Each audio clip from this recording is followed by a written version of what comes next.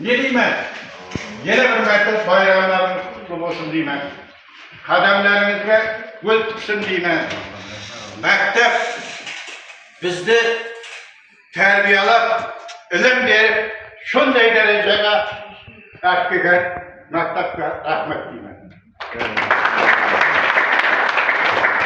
Benim yüzüme şunday mektepte okup, terbiye alıp, ilim alıp, mektepte okup, terbiye alıp, yine mektepte kayıp gelmek. Benim arman kılata koydum. Mektepte şunday altın muğazına bulasam.